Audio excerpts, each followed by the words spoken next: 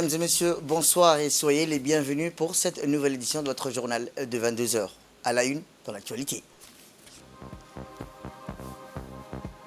À la une dans l'actualité nationale, signature d'un accord d'intraconnexion entre D-Money et la banque.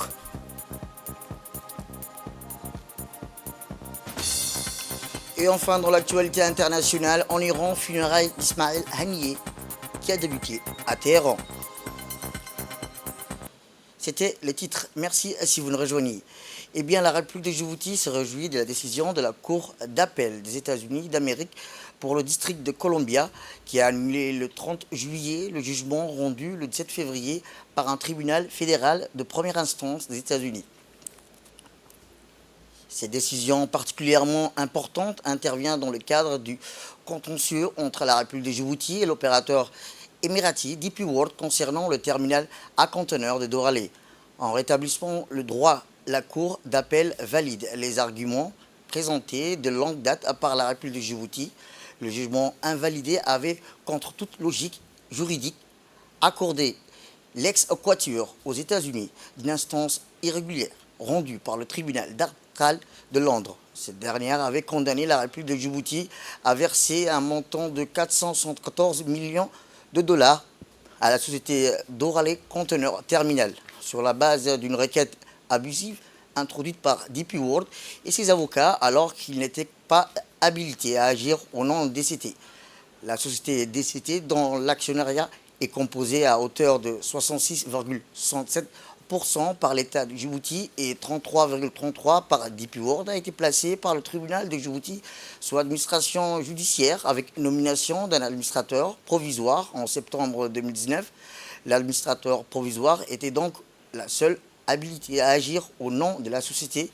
Par ailleurs, la société DCT, ancienne concessionnaire du terminal à conteneurs de Doralé, ne détenait aucun actif portuaire en République de Djibouti suite à la résiliation de la concession en février 2018, date à laquelle la gestion du terminal à conteneurs a été confiée à une nouvelle société dénommée SGTD dans la décision du 30 juillet 2024 rendu collégialement à la majorité des 3 juges par la Cour fédérale d'appel. Les magistrats ont considéré comme le soutenait la République de Djibouti que le cabinet d'avocats Queen Emmanuel, représentant DP World, ne pouvait pas agir également et valablement au nom de DCT dès lors que les tribunaux de Djibouti avaient déjà saisi les organes sociaux ainsi que DCT contrôlés par DP World en désignant un administrateur provisoire pour DCT.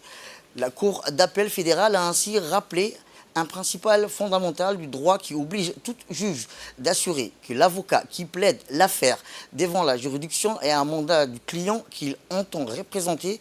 Ce principe fondamental a été ignoré par le tribunal arbitral de Londres et par le juge de première instance du district de Columbia qui ont déclaré recevable une procédure diligentée par un cabinet d'avocats sans mandat violant ainsi ouvertement les règles de procédure.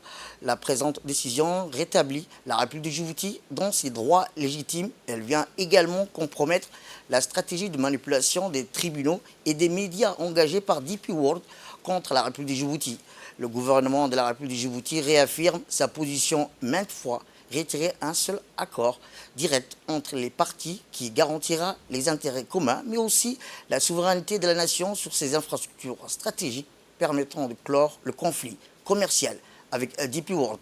Eh bien, pour plus de précision, écoutons la déclaration de l'inspecteur général de l'État, Hassan Issa Sultan.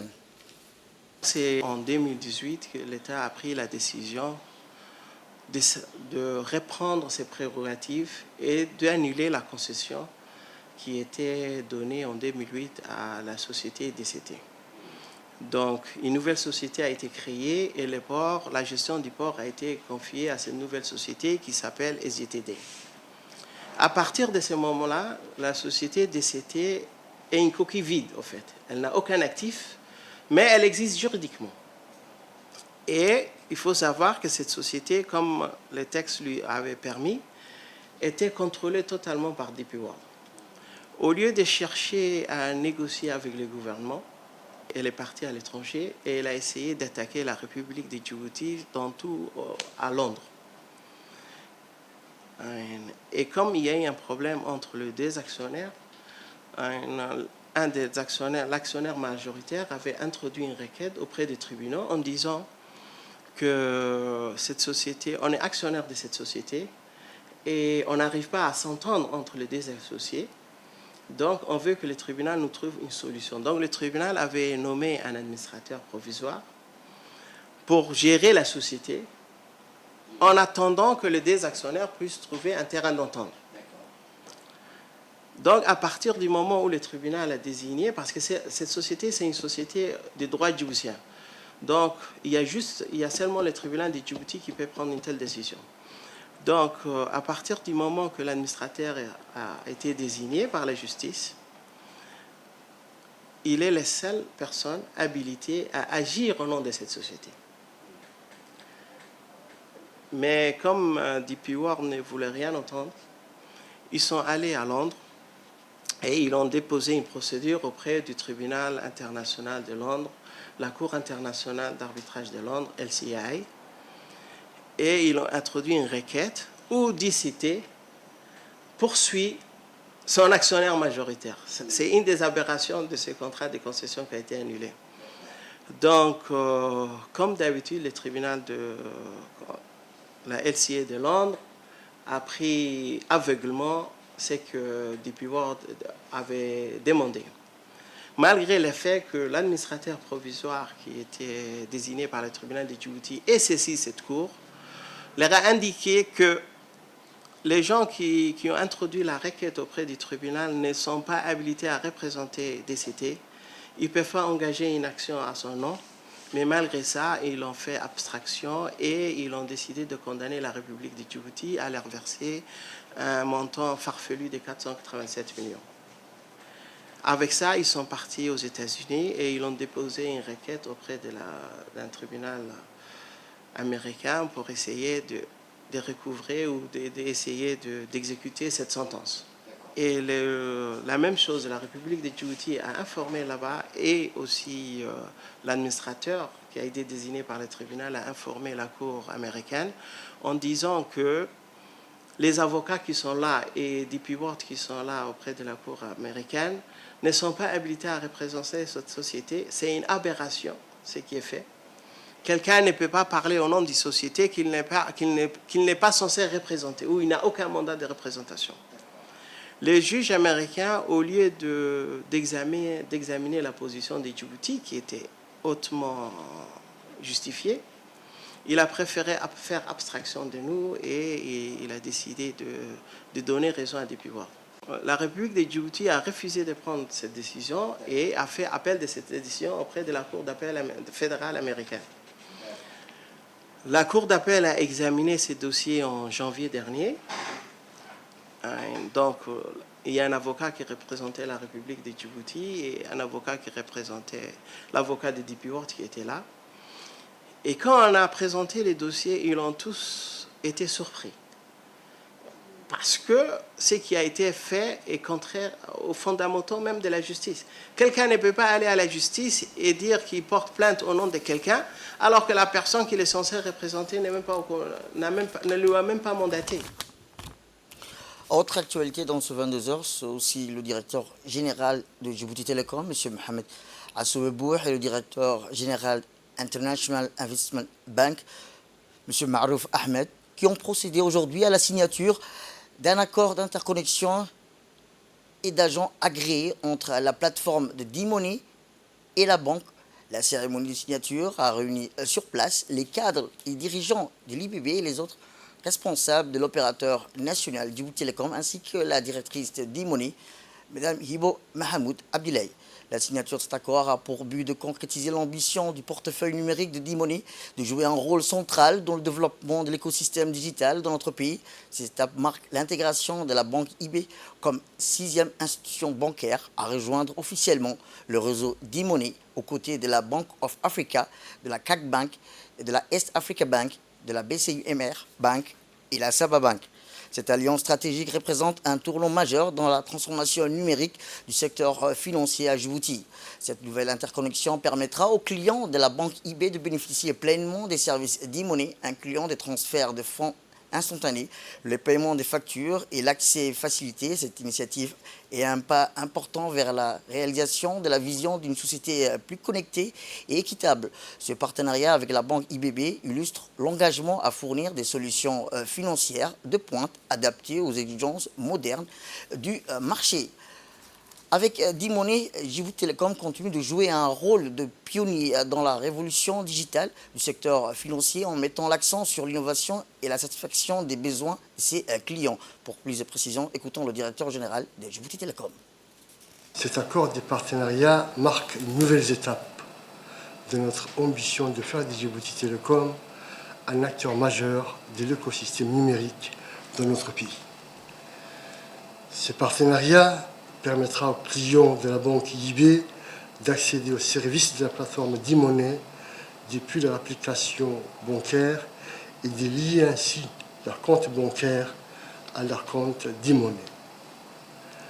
Ce partenariat va contribuer sans aucun doute au développement de l'usage de la monnaie électronique dans notre pays afin de faciliter la transition vers une économie numérique durable, participative et inclusive, conformément à la vision 2035 initiée par son Excellence, Monsieur le Président de la République. Je pense qu'IB Bank est la 6e banque, comme Mme Bibou, à rejoindre notre écosystème digital. Donc nous sommes ravis de vous accueillir comme partenaire, donc de compter sur vous justement pour contribuer à l'essor de l'écosystème financier dans notre pays. Autre actualité dans ce 22h, c'est aussi conformément au programme d'entretien routier annuel. L'Agence djiboutienne des routes poursuit depuis le mois de juin des travaux de réparation des voies dégradées de la capitale. À cet effet, la radio-télévision de Djibouti a suivi les activités des équipes de nuit de l'ADR et leurs dispositifs matériels. À ce jour, plusieurs principales artères commerçantes de la capitale empruntées à la fois par les automobilistes et les transports en commun sont réparés. Il s'agit de boulevard de Gaulle, boulevard de la République, Gabot 1, Balbala PK12, Anguilla et la cité Saoudi. Avec ces interventions programmées et ciblées, l'ADR entend fluidifier le trafic et amoindrir les perturbations de la circulation à l'approche de la rentrée scolaire. Ainsi, l'ADR informe les automobilistes de la continuité des travaux de réhabilitation tout au long de l'année.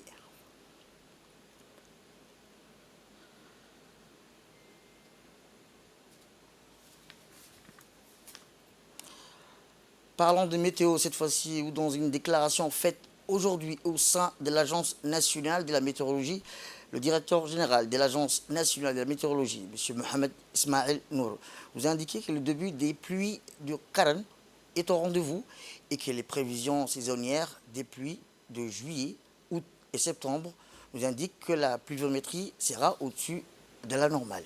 Écoutons-le. Selon les prévisions saisonnières de juillet, août, septembre, Djibouti gagnera des précipitations au-dessus de la normale. Beaucoup de choses ont changé. Avant, Djibouti obtenait des pluies mars-avril. Ça veut dire que la pluviométrie de mars-avril était élevée. Aujourd'hui, on a remarqué avec les impacts du changement climatique, le mois d'août, où nous recevons des pluies de Karma ou de Karan, août est devenu au-dessus de la normale. Ça veut dire août, c'est le pays du sud, les villes du sud qui gagnent beaucoup de pluie, puis ça déborde sur le littoral. Ce matin, il a plu à Asaïla 46 mm, Yoboki 48, Dikhil 2 mm, Pondora 30 et Balho 14 mm ce matin.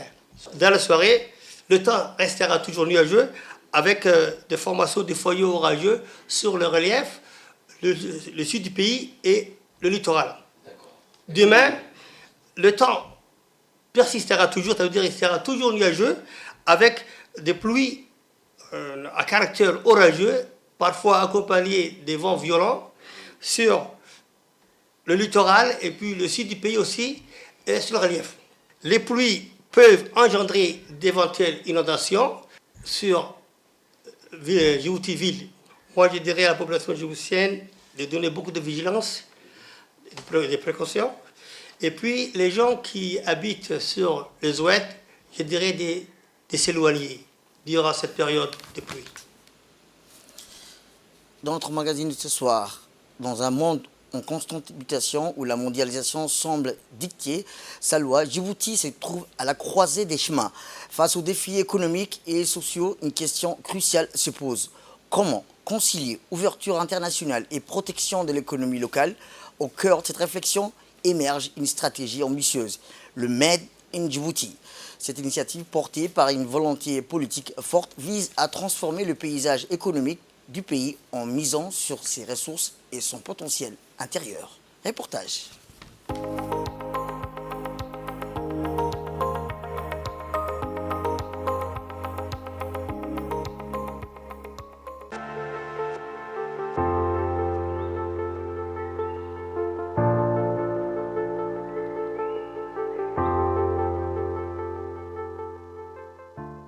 Face à la réalité d'une mondialisation galopante, comment pouvons-nous concilier ouverture et protection? À l'heure où nous sommes, cette question est posée à l'ensemble de tous les gouvernements du monde entier.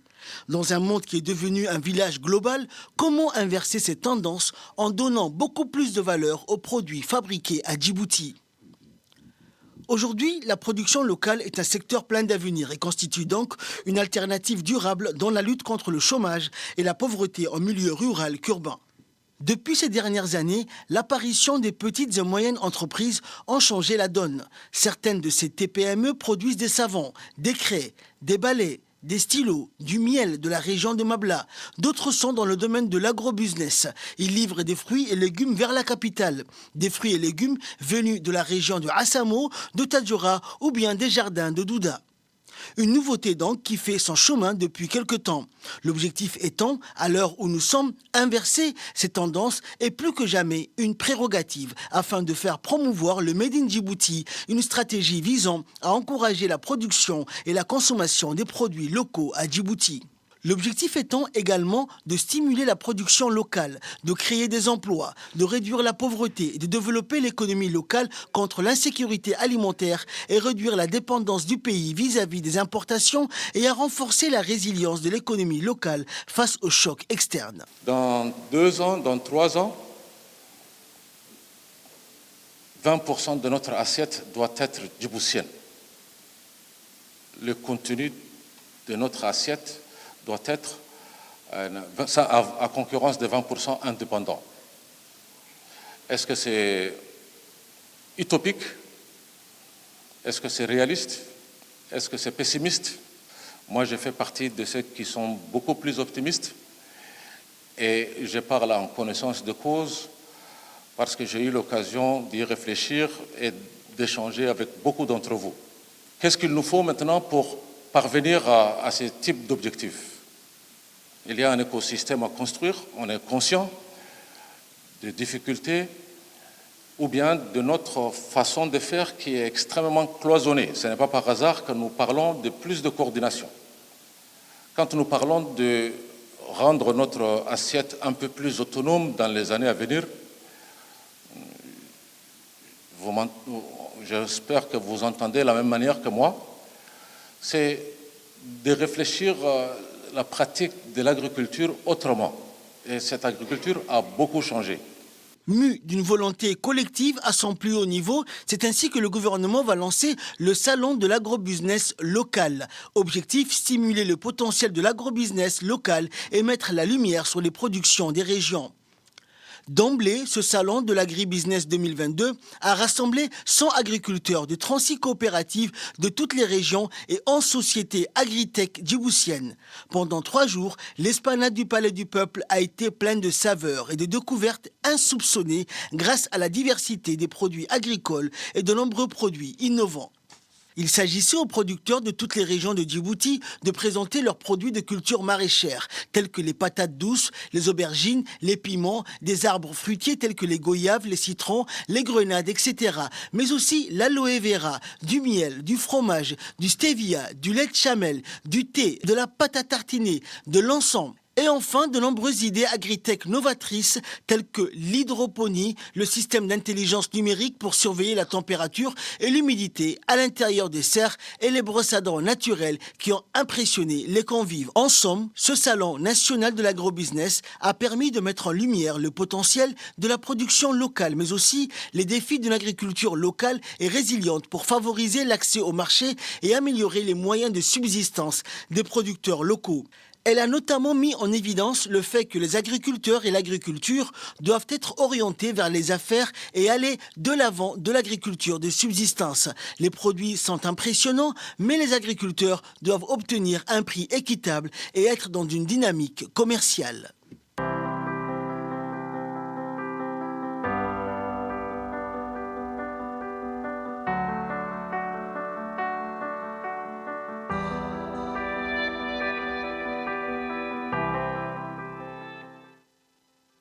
Aujourd'hui, cette idée séduit de plus en plus de monde. Une proximité entre consommateurs et vendeurs a créé une dynamique et une proximité. Une proximité humaine qui rime avec redynamisation économique, mais aussi une proximité géographique.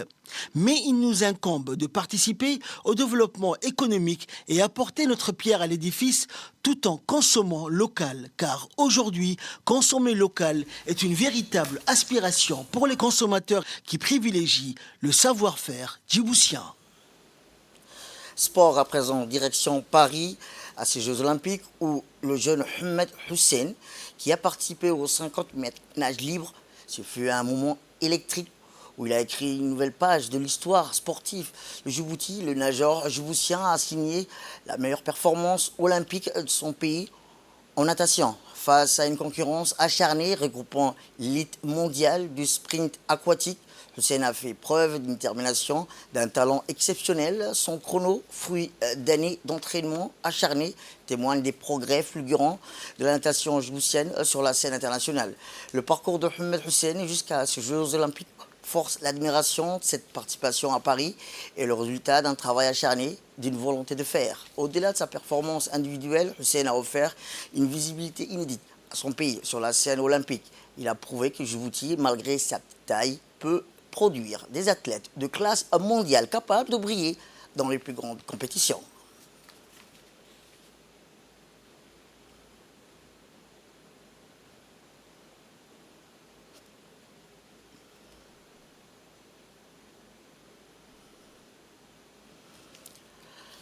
Nous restons en France où, cette fois-ci, Samia Hassan Nour est une athlète djiboutienne prometteuse qui s'apprête à écrire l'histoire en participant aux Jeux Olympiques de Paris. Médaillée de bronze lors de plusieurs compétitions internationales, Samia a marqué les esprits par ses performances exceptionnelles à Accra, Kinshasa et à Rennes. Elle est la toute première femme djiboutienne à avoir réussi à se qualifier pour les Jeux Olympiques en atteignant le minima requis pour l'épreuve du 5000 mètres. Demain, Samia défendra les couleurs de Djibouti sur la piste du 5000 mètres, une épreuve où elle espère briller et inspirer une nouvelle génération d'athlètes dans son pays. Sa détermination et son parcours sont un exemple pour les jeunes filles djiboutiennes, prouvant que le talent associé à un travail acharné peut mener au plus haut sommet du sport international. Et enfin, nous restons toujours dans l'actualité sportive, mais pour clore l'actualité nationale, l'association Lumière a clôturé hier ses activités sportives estivales pour une finale de football opposant les équipes de Darou Taqwa et Ibn Masloud au complexe sportif de Roi Fahad. Devant une foule nombreuse, les joueurs de deux équipes ont offert un spectacle de haut niveau. Plusieurs responsables et membres du secrétariat d'État chargé des sports ont honoré de leur présence cette grande finale, notamment le directeur général adjoint de la NPS, Ahmed Ali, le directeur administratif et financier de l'Agence nationale pour la promotion du sport, ainsi que le président de l'association et d'autres invités de marque. Le match intense et très disputé s'est conclu sur un score égal nécessitant une séance de tir au but pour départager les deux équipes.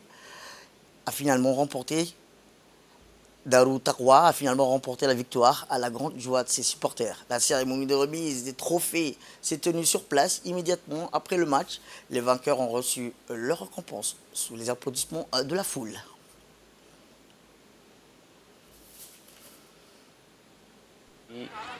maadaama dadku wala xagaa baxeen.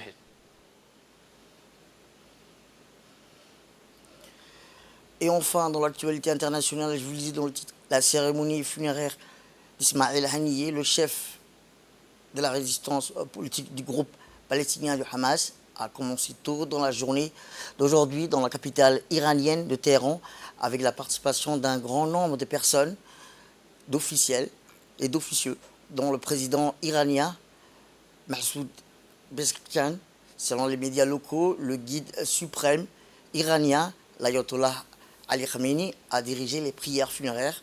Le Hamas et l'Iran ont annoncé l'assassinat de Haniyeh lors d'une frappe aérienne israélienne visant sa résidence à Téhéran, mercredi matin, après qu'il ait assisté à l'investiture du président iranien. Bien qu'Israël soit resté silencieux sur la mort de Haniyeh, le Premier ministre Benjamin Netanyahou a fait allusion de l'implication de Tel Aviv dans son assassinat. Israël, qui bafoue une résolution du Conseil de sécurité de l'ONU exigeant un cessez-le-feu immédiat, fait face à la condamnation internationale dans le cadre de son offensive brutale qui s'est poursuivie toujours contre à Gaza depuis l'attaque transfrontalière du groupe de la résistance palestinien de Hamas. Et Israël est accusé de génocide devant la Cour internationale de justice qui lui ordonne de cesser immédiatement son opération militaire contre la ville de Rafah, dans le sud du pays, où plus d'1 million de Palestiniens avaient cherché refuge pour fuir la guerre avant le début de l'offensive contre la ville datant du 6 mai dernier. Et enfin, dans l'actualité internationale au Maroc, où je vous le disais, la Fatha sera la première voiture nouvelle vague de chaleur avec des températures dépassant les 45 degrés Celsius. C'est au Maroc que la chaleur se sont multipliées alors que les températures de ce pays d'Afrique du Nord continuent d'atteindre des records, certaines villes ayant dépassé la barre des 45 degrés Celsius. Les experts climatiques marocains ont averti que les vagues de chaleur sévères risquent de persister. Ils ont également indiqué que de nombreuses régions du pays avaient atteint les 47 degrés Celsius. De nombreux Marocains sont rendus à la plage pour se rafraîchir à la mer, bien que les autorités locales aient conseillé aux gens d'éviter de se baigner entre 12h et 16h lorsque le soleil est le plus haut dans le ciel. C'est tout pour cette édition. Merci à vous de nous avoir suivis. Restez avec nous pour la suite de nos programmes télévisés. Le programme continue sur Télé Djibouti et bon week-end à vous.